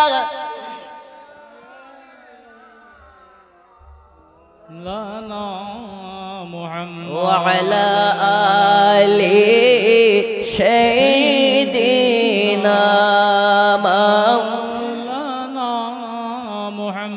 বন্ধু আমার সোনা মানিকেরা, ঈদে মিলাদুন নবী উপলক্ষে আল্লাহ রাসূল সাল্লাল্লাহু আলাইহি ওয়াসাল্লামের সাহাবীরা বলতেছেন, দয়াল নবীর আগমনকে উদ্দেশ্য করে যদি কোন একটা ব্যক্তি একটা কানা করে দান করে, আল্লাহ রাসূল সাল্লাল্লাহু আলাইহি ওয়াসাল্লামের সাহাবী হযরত আলী মুর্তজা বলেন, আমি অতক্ষণ পর্যন্ত জান্নাতে যাব না যতক্ষণ পর্যন্ত তাকে জান্নাতে না নিয়ে যাব।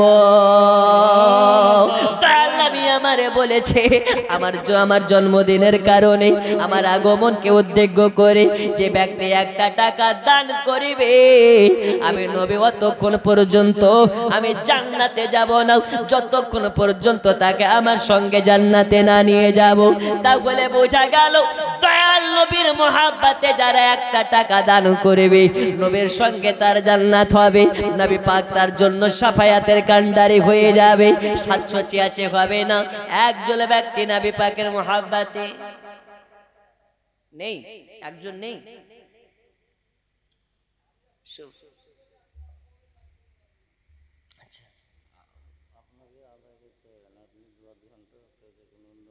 আচ্ছা এখন 300 পরে 400 786। আচ্ছা এখন 300 মানে বাকিটা পরে। নারী তাকবীর, নারে রিসালাত। আল্লাহ তাআলা দানকে কবুল করে নিন। চলুন আপনাকে একটু মুদ্দা আলোচনার দিকে নিয়ে যাই। আর মাত্র 15-20 মিনিট বলে বক্তব্য রীতি আপনাদেরকে নিয়ে যাব আল্লাহ রাসূল সাল্লাল্লাহু আলাইহি ওয়াসাল্লামের আগমনকে কেন্দ্র করে এই রাবিউল আউয়াল মাসে যারা নবী দিবস পালন করে এরা হলো নবীর আশিকান। আর নবীর আশিকান হওয়া চারটে কথা নয়, আমি প্রথমেই বলেছি নবীর দিওয়ানা হবে যারা, নামাজ কাজা করবে না তারা, নবীর দিওয়ানা হবে যারা, রাসূলুল্লাহকে নূর মানবে তারা, নবীর দিওয়ানা হবে যারা, মা বাবা সেবা করা থেকে বঞ্চিত হবে না যা তারা, নবী পাকের দিওয়ানা হবে যারা, কল আপনার কিনা সত্য ছাড়া মিথ্যার আশ্রয় নেবে না তারা, নবী পাকের দিওয়ানা হবে যারা, নবীর মোহাব্বতে জীবন দিয়ে হলেও আল্লাহ রাসূল পাকের আহলে বায়াতের প্রেমিক হয়ে থাকবে তারা।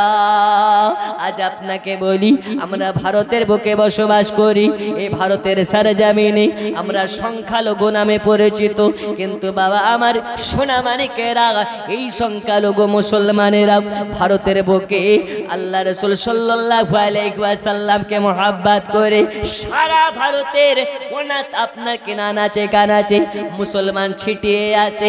আল্লাহ নবী সাল্লাল্লাহু আলাইহি ওয়াসাল্লাম বলেছেন, অনেক দেশে অনেক সময়ে আমার উম্মতে মুসলিমারা সংখ্যালঘু হয়ে যখন যাবে, আল্লাহর কাছে তারা যখন দোয়া করবে, আয় আল্লাহ তাআলা আমরা সংখ্যালঘু হয়ে পড়েছি, একাত্মবাদ আল্লাহর বিশ্বাসী হয়ে পড়েছি, আল্লাহ আপনি আমাদেরকে রহম করুন, আল্লাহ আপনি আমাদেরকে দয়া করুন।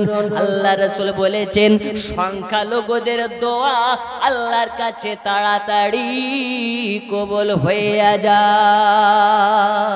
সুবহানাল্লাহ সুবহানাল্লাহ। আমরা ভারতের বুকে সংখ্যালঘু, তা আল্লাহ আমাদের দোয়াকে কবুল করবেন, জোরে বলুন সুবহানাল্লাহ। আচ্ছা, ভারতের অনেক জায়গাতে মুসলমানকে নির্যাতনের সম্মুখীন হতে হচ্ছে কি হচ্ছে না? কিছুদিন আগে একটা উত্তরপ্রদেশে রমজান মাসে এক হুজুরকে ইফতার করতে যাচ্ছিলেন, কিছু উগ্রবাদী হিন্দু যারা ওই ইমাম সাহেবকে ধরে একদিককার দাড়িকে ছিলে দিয়েছে, শরীরের পাঞ্জাবি পায়জামাকে খুলে রাস্তাতে নাঙ্গা করে দাঁড়িয়ে রেখেছে। আপনাকে বাস্তব জীবনের কাহিনী শোনাচ্ছি। কল্যাণী তো বেশি দূর নয়, কল্যাণী চেনেন না? কল্যাণী, জি, 24 পরগনা। কল্যাণীর পাশে মদনপুরে রাত্রিবেলায় নবী দিবসের মাসে 13ই রবিউল আউয়াল জালসা করেছি গত বছর, তার আগের বছর। তখন গাড়িতে যাইনি, আমি বাঁকুড়া থেকে গিয়েছিলাম সেইখানে। রাত্রি 1টার সময় একটা ট্রেন আসে, লালগোলা আসার ট্রেন, ওই ট্রেনটা ধরার জন্য আমাকে মদনপুর থেকে কল্যাণীতে রেখে গেলেন। এমন সময় গোটা স্টেশন ফাঁকা, দুইজন সিঁদুর পরা মেয়েকে নিয়ে দুইজন লোক আছে অন্য সাইডে, ওরা অনেকক্ষণ ধরে বসে আছে। আমি মৌলভী সাহেব দেখে আর একজন আমার সাথে আছে তাকে দেখে, স্টেশনে যে জিআরপিএফ থাকে এবং দেখবেন স্টেশনে রাত্রিবেলায় যে আপনার ইরা থাকে, স্টেশন দপ্তরে যারা লোক, আমাদেরকে দেখে মাথায় টুপি দেখে মুখে দাড়ি দেখে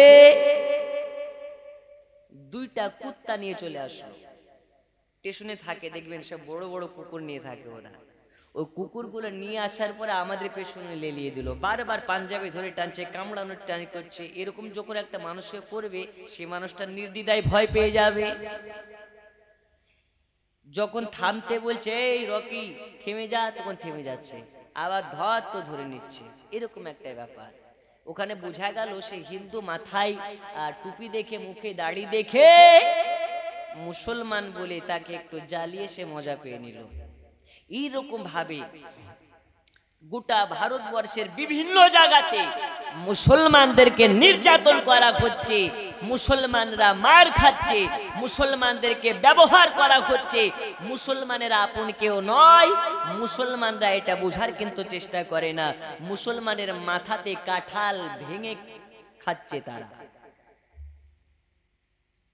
ছোট্ট আপনাকে মেসেজ দিই, এখন মুসলমানদেরকে খাস করে আপনি দেখুন মুর্শিদাবাদ জেলা, এই মুর্শিদাবাদ জেলাটি একটা সময় বাংলা, বিহার, উড়িষ্যার রাজধানী ছিল। একটা সময় প্রশংসা ছিল, হাজারদুয়ারির নামে সবাই জানতো। এখন কলকাতায় সেদিন জালসায় গিয়েছি আপনার হাওড়া এলাকায়, বলছে বাড়ি কোথায় হুজুর? তো মুর্শিদাবাদ। তো বলছে মুর্শিদাবাদের অনেক কয়জন আমাদের এখানে রাজমিস্ত্রি কাজ করে, ওরা খুব ভালো দক্ষ কাজ করে, কিন্তু সব বিড়িখোর। কি খোর? বিড়িখোর। এটা কিন্তু প্রশংসার কথা নয়, লজ্জাজনক কথা। যাই হোক, ওখানে আমি লজ্জা পেলাম। তারপরে ব্রেনটা জানো এটাই খেলে, যেই জেলাটা এত উন্নত মানের জেলা হওয়ার কথা ছিল, সেই জেলাটা কেন এত পিছিয়ে পড়া? যেখানে 10 লক্ষ মানুষ জনগণ বসবাস করলে একটা করে বিশ্ববিদ্যালয় হওয়ার কথা, সেখানে মুর্শিদাবাদে তো 3-3টে বিশ্ববিদ্যালয় হওয়ার কথা, কিন্তু দুর্ভাগ্যক্রমে একটা বিশ্ববিদ্যালয় নাই। কারণ কি? এখানকার সংখ্যাগুরু মুসলমান। মুসলমানরা এগিয়ে যাক, মুসলমানরা শিক্ষিত হোক, মুসলমানরা উন্নত হোক, এটা কেউ চায় না। যেই কারণে মুসলমানদের জেলায় একটাও বিশ্ববিদ্যালয় নেই, কিন্তু আমাদের এলাকার মুসলমান জনপ্রতিনিধিরা এটা নিয়ে মুখ খুলে না, কারণ মুখ খুললে এদের গমন ফাঁস হয়ে যাবে। আমি রাজনৈতিক কোনো কথা বলছি না, আপনাকে শুধুমাত্র বোঝানোর চেষ্টা করছি, মুসলমানের আপন কেউ নয়, মুসলমানদেরকে তৈরি হতে হবে। মুসলমান এখন যদি সচেতন না হন, আগামী দিন আপনার খুব শোচনীয় দিন হবে। তাহলে আমাদেরকে সচেতন হতে হবে কি করে? নেতাগিরি করে নয়, আমাদেরকে শিক্ষার হারকে গুরুত্ব দিতে হবে। রাসূলুল্লাহ বলেছেন, শিক্ষা অর্জন করার জন্য সুদূর চীন দেশে যেতে হলে যাও, আর শিক্ষাই হচ্ছে জাতির মেরুদণ্ড। শিক্ষা যদি না থাকে, তোমরা সারা জিন্দেগিতে কিছুই করতে পারবে না। রাসূল করিম সাল্লাল্লাহু আলাইহি ওয়াসাল্লাম বলেছেন, শিক্ষা শিক্ষিত হও, শিক্ষার আলোতে আলোকিত হও। তাই মুসলমান, ভারতের মুসলমানদেরকে আমি এটাই বলতে চাই, বর্তমান সময়ে একবেলা খাবার খান, আর একবেলা প্রয়োজন হলে উপোস থাকেন, সপ্তাহে প্রয়োজন হলে 3 দিন করে রোজা করেন, তারপরেও 3 দিনের খাবার বাঁচিয়ে নিজের সন্তান সন্ততিকে পড়াশোনা করান, শিক্ষিত করুন। না হলে আগামী দিন মুসলমানদের খুব শোচনীয় দিন। প্রত্যেকটা ঘরে যেন মাস্টার তৈরি হয়, ডাক্তার তৈরি হয়, ইঞ্জিনিয়ার তৈরি হয়, ব্যারিস্টার তৈরি হয়, তবে আগামী দিনের মুসলমানের ভালো দিন। নইলে মুসলমানের জন্য আগামীর দিন খুব শোচনীয় দিন হবে। বন্ধু আমার, সোনা মানিকেরা, শেষ কথা আপনাকে এটা জানিয়ে দিতে চাই, মুসলমানরা এখন পর্যন্ত ঘুমিয়ে আছে। মুসলমান যদি একবার ঈমানি অবস্থায় জাগ্রত হয়, ওয়াল্লাহি আল্লাহর কসম, এই মুসলমান একদিন সারা পৃথিবীকে রাজ করবে। জোরে বলুন। সৌদির দরকার নাই, ওই দুবাইয়ের দরকার নাই, ভারতের মুসলমানরা একদিন সারা বিশ্বকে আপনার পরিচালনা করবে। জোরে বলুন সুবহানাল্লাহ। ভারতের মুসলমানের জাজবা যেমন কঠিন, ভারতের মুসলমানের ঈমানও আছে কঠিন, কিন্তু এখন ঘুমিয়ে আছে। আল্লাহ রাসূল বলেছেন, কিয়ামতের আগে যখন আমার বান্দাদের ঈমান কমজোরি হয়ে যাবে, আল্লাহ তখন জালিম বাদশার আবির্ভাব ঘটাবে।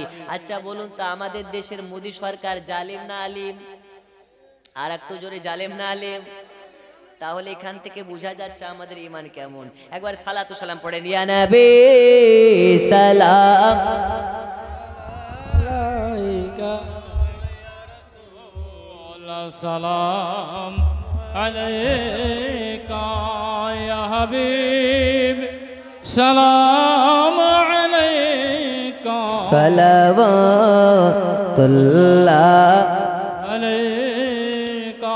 আজানে শুনি আপনার নাম, কলেমায় পড়ে আপনার নাম, নামাজে আপনাকে সালাম, আপনি যে নূরে মুজাসসাম, ইয়া নবী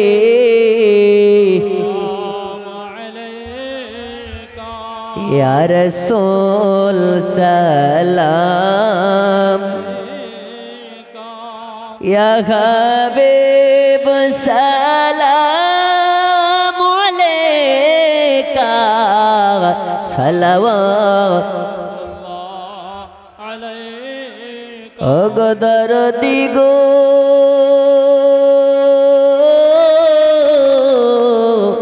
ওগো দরদি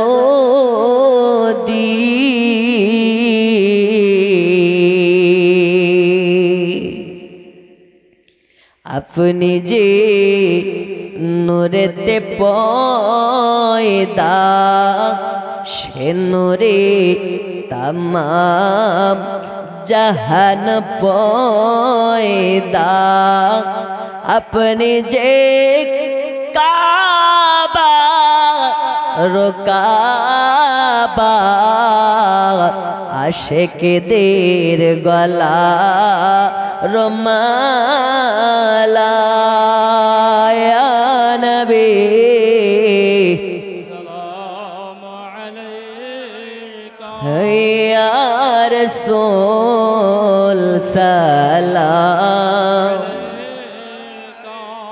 ইয়া হাবিব সালাম আলাইকা সালাওয়াতুল্লাহ আলাইকা ইয়া রাসূলুল্লাহ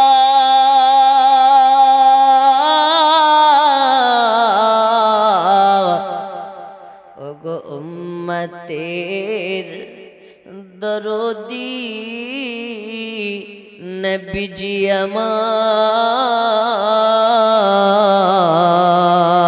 আমার নবীজি ডাকো মদিনা বিরহে মনে সহে না ডেকে নাও সোনার মদিনা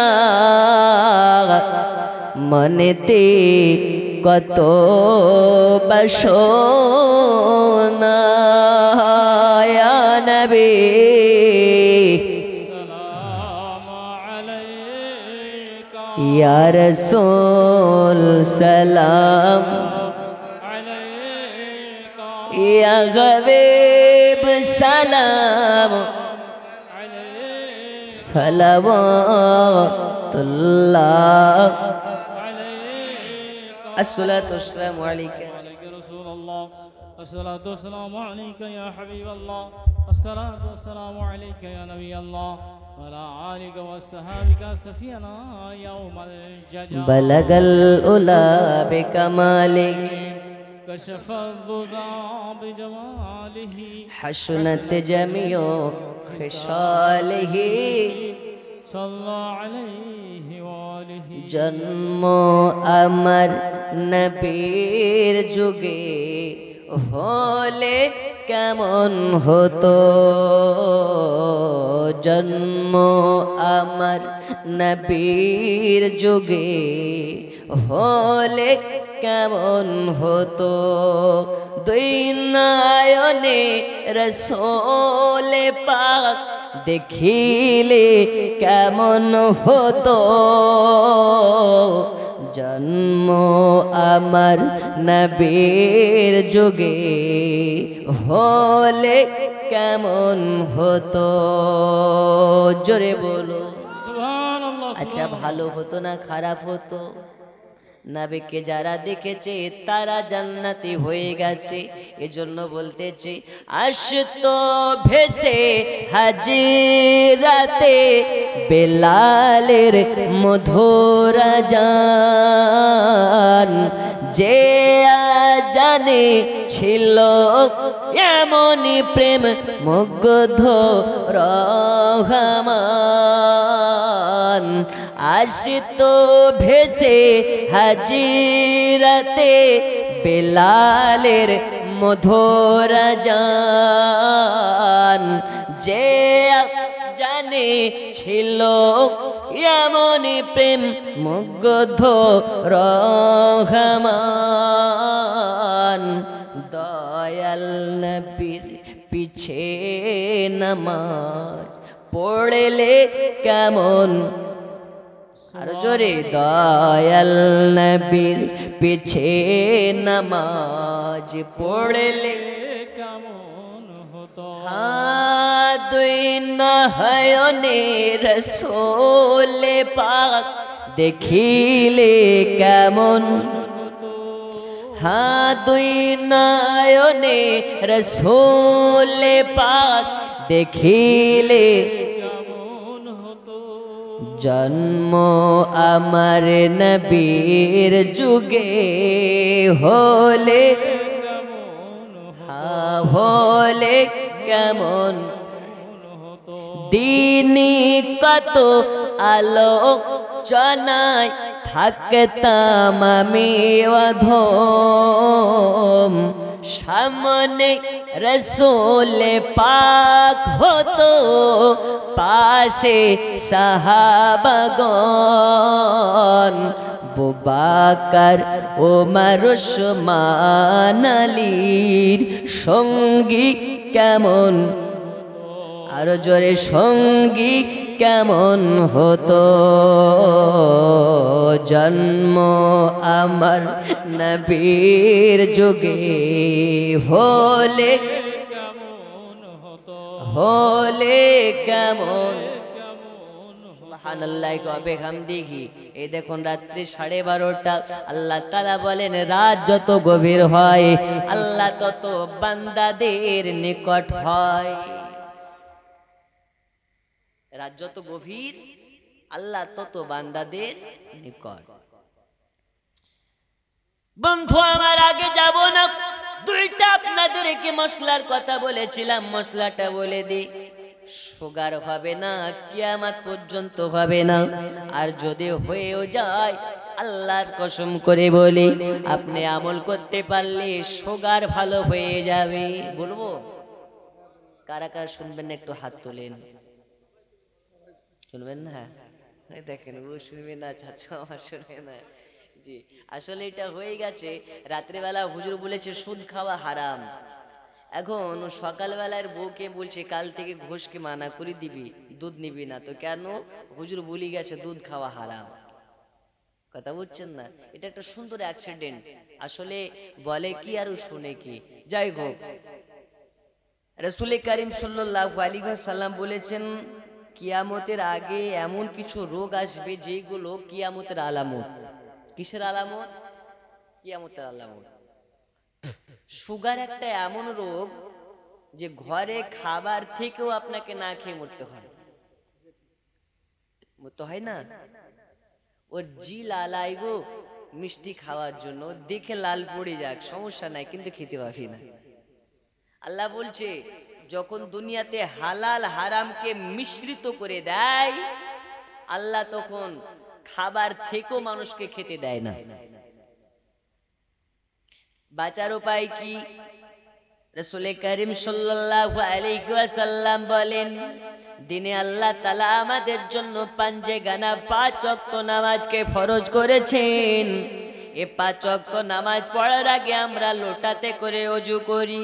এখন মসজিদে ট্যাপ সিস্টেম হয়ে গেছে, ট্যাপে ওযু করা সুন্নাত নয়, তবে নাজায়েজও নয়, নাজায়েজও নয়, কিন্তু লোটাতে করে ওযু করা হচ্ছে সুন্নাত সুন্নাত সুন্নাত সুন্নাত।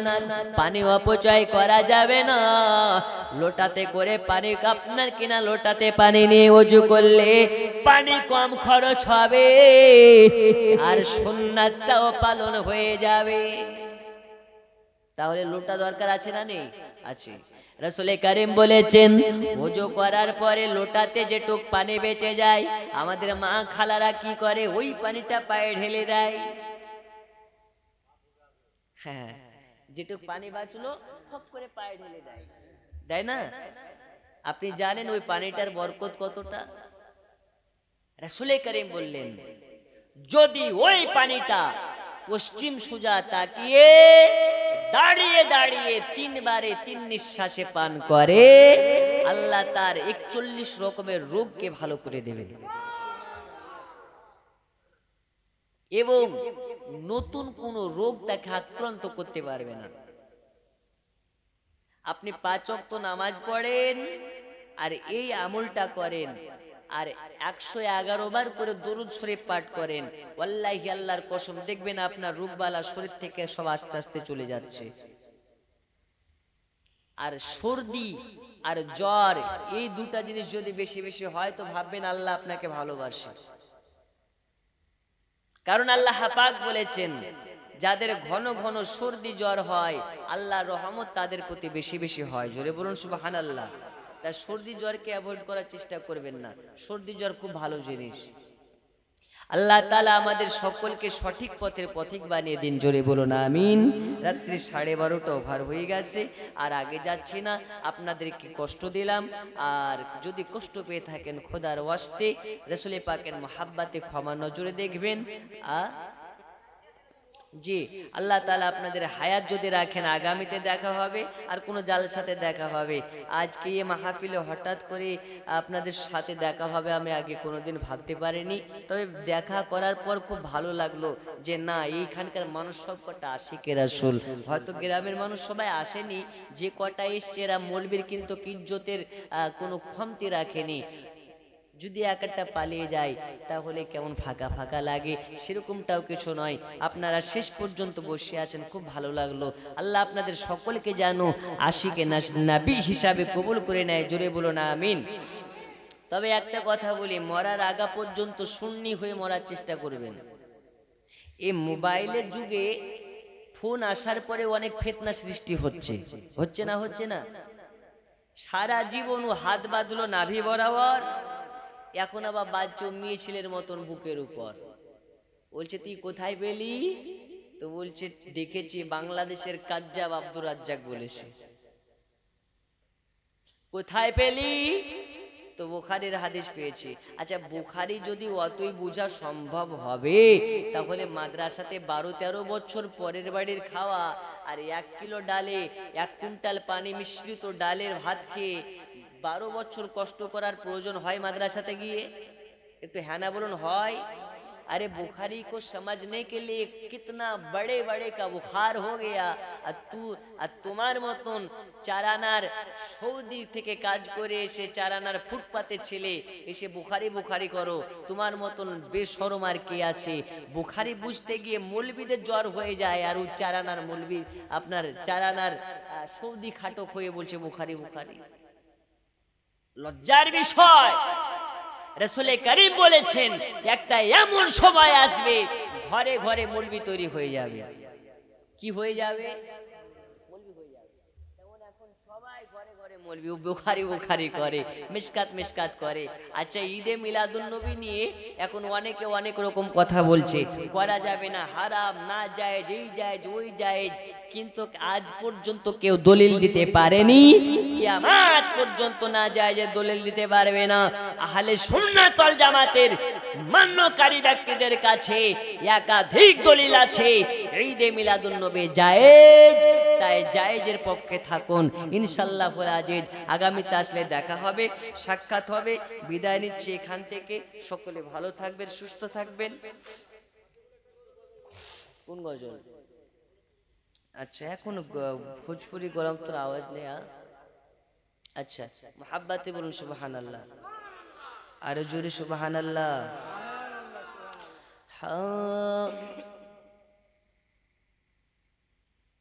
নবীর দেশে চলো না,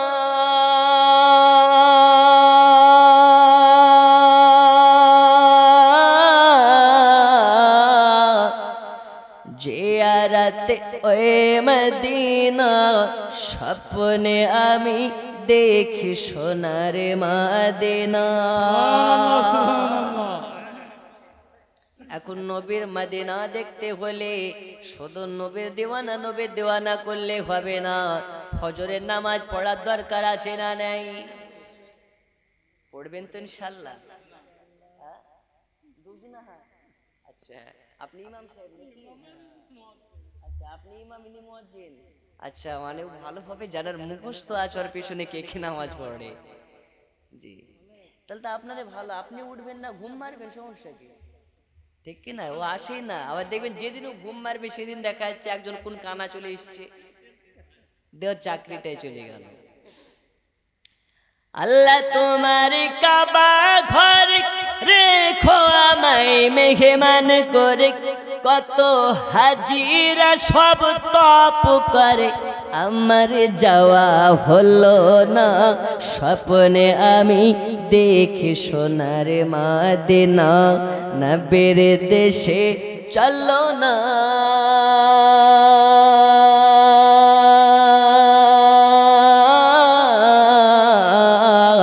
জিয়ারতে ওই মদিনা, স্বপ্নে আমি দেখি সোনার মদিনা। আল্লাহ তোমার কাবা ঘর রেখো আমায় মেহমান করে, কত হাজিরা সব তপ করে, আমার দেখা হলো না, স্বপ্নে আমি দেখি সোনার মদিনা, নবীর দেশে চলো না। জিয়ারতে ওই মদিনা, স্বপ্নে আমি দেখি সোনার মদিনা। জোরে বলুন সুবহানাল্লাহ। সুবহানাল্লাহ, সুবহানাল্লাহ। নবীর রওজা পাক দেখার মনে বড় বাসনা। নবী আমার বলে, আমাকে দেখার জন্য 1 লক্ষ 2 লক্ষ টাকা খরচ করা লাগে না, যদি ইমানের জাজবা হয় ভালো, ব্যাটারি চার্জ করতে পারো ভালো, আমি নবী তোমাকে তোমার বাড়িতে গিয়ে যাই নামাজের পাটিতে তোমাকে দেখা দেও। সুবহানাল্লাহ। দরুদে তাজ বলে একটা দরুদ শরীফ আছে, এই দরুদ শরীফটা যদি নিয়মিত কেউ 111 বার করে 40 দিন পাঠ করে, আল্লাহ রাসূল বলেছেন আমি তাকে স্বপ্নে মাঝে দেখা দেব। তাহলে দরুদ শরীফের কতটা মর্যাদা। আল্লাহ আমাদের সকলকে দরুদ শরীফ বেশি বেশি পাঠ করা তৌফিক দিন। জোরে বলুন আমিন, আরো জোরে বলুন আল্লাহুম্মা আমিন। গ্রামের লোককে দাওয়াত করে খাইয়ে বলে ডেকে ডেকে, ভুল করেছি ক্ষমা করো, যাব আমি মদিনা, স্বপ্নে আমি দেখি সোনার মদিনা, নবীর দেশে চলো না।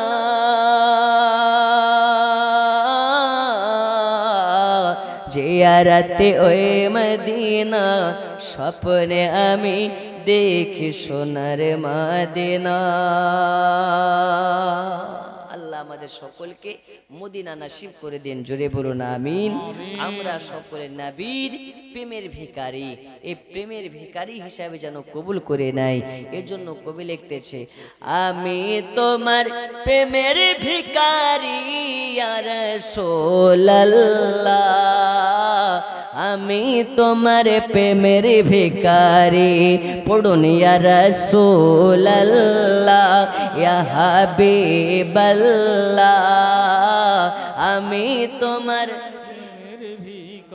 আমি তোমার প্রেমের তোমার প্রেমের গো রাসূল নেই যে তুলনা, নাই যে তুলনা গো রাসূল নেই যে তুলনা, তোমার প্রেমের গো রাসূল নেই যে তুলনা, নাই যে তুলনা গো রাসূল, নাই যে তুলনা গো রাসূল, তোমার প্রেমে জিন্দা হইলো, তোমার প্রেমে জিন্দা হলো উস্তুনে হান্নানা ইয়া রাসূলুল্লাহ, আমি তোমার প্রেমের ইয়া রাসূলুল্লাহ ইয়া হাবিবাল্লাহ, আমি তোমার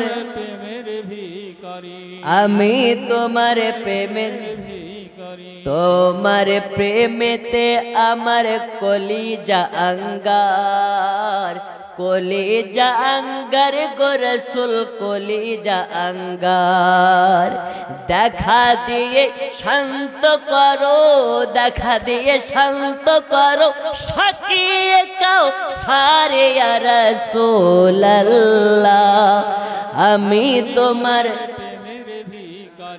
আমি তোমার প্রেমের ভিখারি ইয়া রাসূলুল্লাহ, আমি তোমার